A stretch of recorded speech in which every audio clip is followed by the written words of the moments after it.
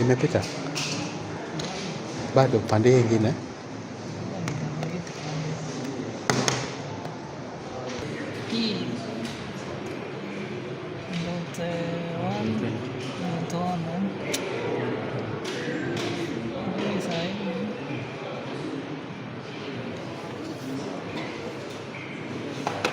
Sasa hapa it's supposed to show you it has connected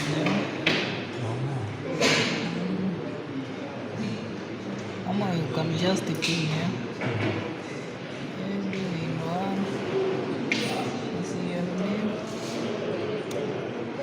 you can pin that equipment 192.168.1.20 -T.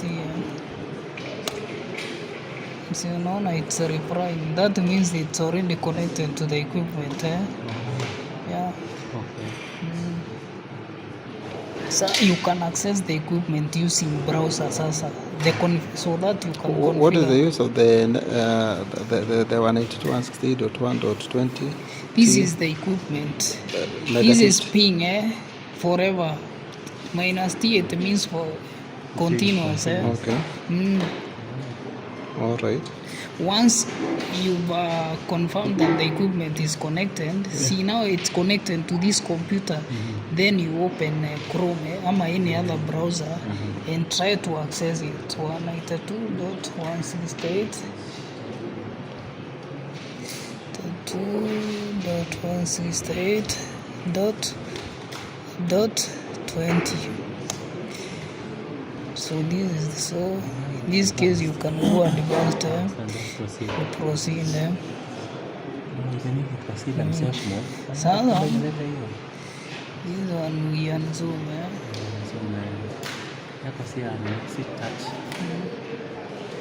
so you can set the new password username ni UBNT na password ni UBNT then you can select the country Kenya ama any other country. Let's use our country. Yeah, that then English then from there you log in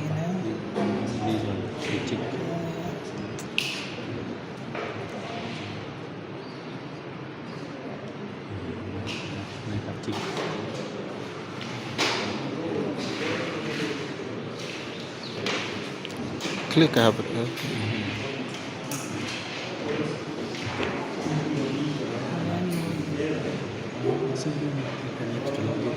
Yeah, you don't need. See, you are just accessing the equipment. You accessing sasa the processor or the configuration. Okay. Yeah. All right. So you don't require the internet.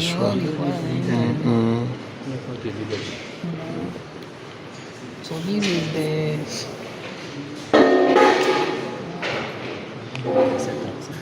setup. See, this is where you check the parameters, network parameter. You can check signals once the ring is connected.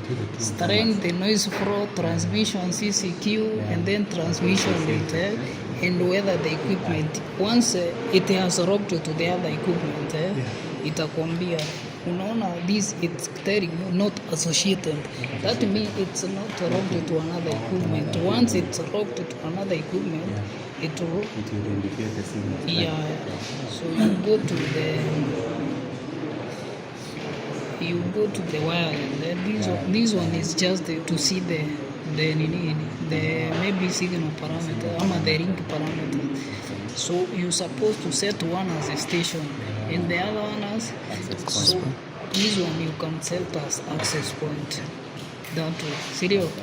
And then maybe which is not necessary, the SSID, which is very, very important. That is the name of the ring. the name of the ring. The name of the ring. Then from there, we can change, but just a minute. Then the frequency, no need to change. Waja ikuwe auto. The channel, wacha ikuwe auto then this one unaweza reduce the power, but wacha tu ikae 25 you can reduce to maybe the other one which is 7 wacha itumie 7 and then from there hizo zingine unaachana nayo, so unakuja hapa kwa security SSID unaandika student nama tukaja tuite tu transmit ama TX ama tuite aje, unataka tuite no,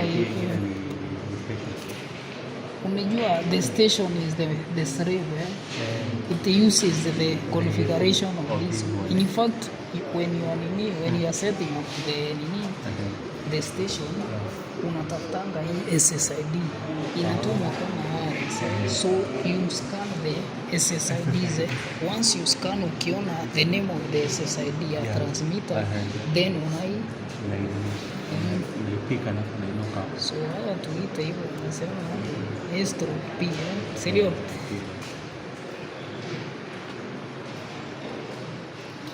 then you set the password. Once you scan the IP lazima you enter the password on the other side so you must set the password together. Unaweza tumia hii then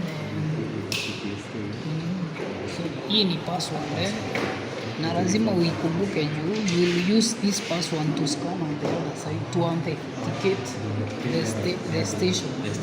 Serious? So tunaweza ita tu student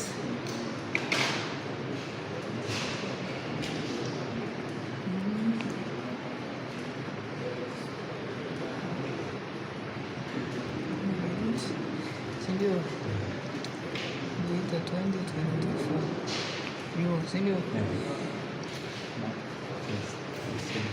it one is not necessary.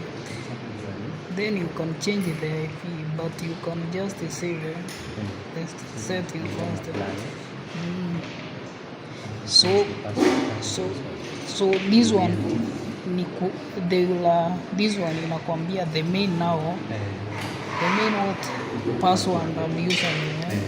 So tunaweza ita current password ni UBNT, ndio new password waja tuite tu student 2024 and then student 2024 and then change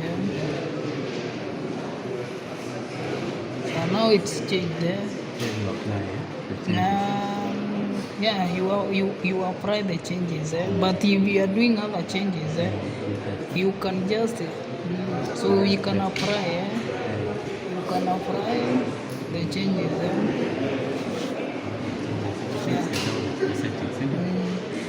now once you know you are logged out not necessary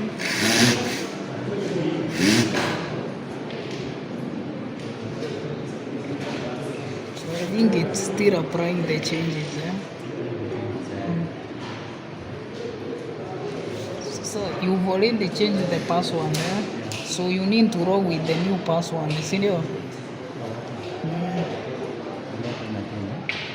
The IP still remains the same, the only thing has changed is the password, sindio? You can try here.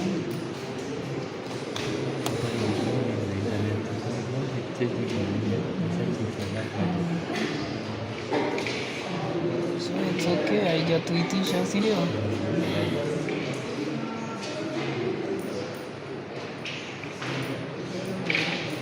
Kwani kunayo iko on? Just a minute, ngoja. Haya tuende kwa network Go to the network. So the network, you can only let it remain the IP we can change, but you know which IP, sindio?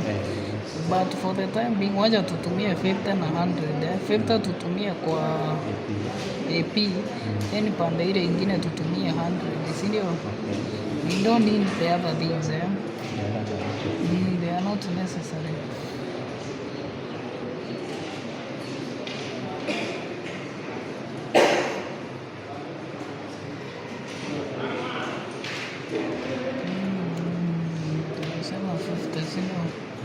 So this is now we are changing the IP of the device, eh?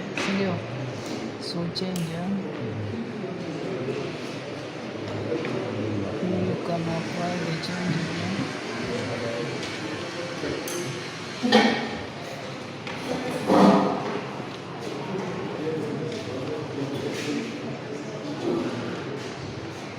So the two things that you must notice, we are changing the wireless configuration and the network. Okay. The wireless configuration, Yes. we are changing whether the device is an AP Yes.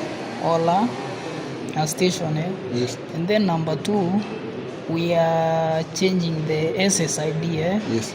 And the password now. Eh? Yes. The password. Yes.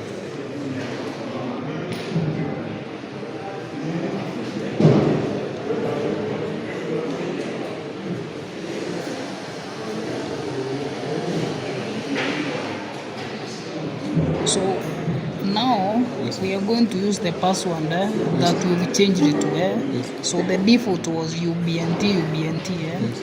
Now we are going to use the username still remains the same, Yes. UBNT, Yes. but now the password we change to student 2024. Yes. Hapo tumefanya nini? Hapo pale.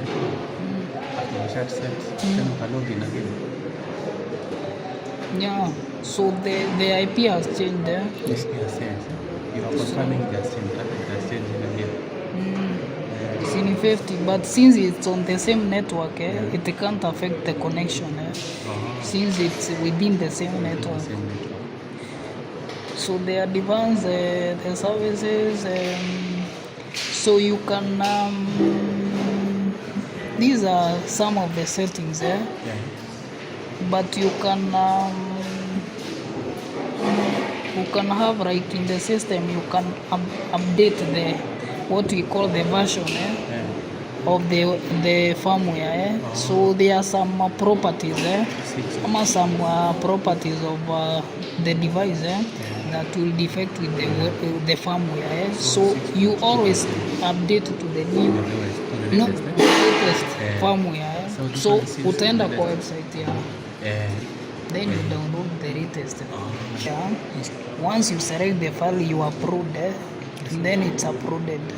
So you can change the device name here also. The device name, you can change the device name. Yes. And also you can change the time zone. Yes. Yeah. I think if you want to reset the device or to reboot the device, especially when it's stored, Yes. you can do it remotely. Ikiwa huko juu, you reboot the device. You can also upload, maybe you can save maybe your configuration. Yes. Like you can back up what you configured. Yes. And maybe you can use to another device, or you can just store maybe the backup just in case the device crashes. Yes. You can just upload. Okay. This is where you do it. You select the file, and then you upload maybe the backup. Okay. That way. So I think the device is now set. So here we have some tools. If you want to align the antenna, the two antennas, you can use this tool to align. As you check, you can check the signal strength. You can do the site survey. You can ping a device. You can trace route. You can speed test. So these are the tools. So I think once with that, now you can log out. Umechange kitu gani pale? No, hakuna kitu nimechange. So this way unaweza tumia 2010. See, ni the frequency the device they are communicating with.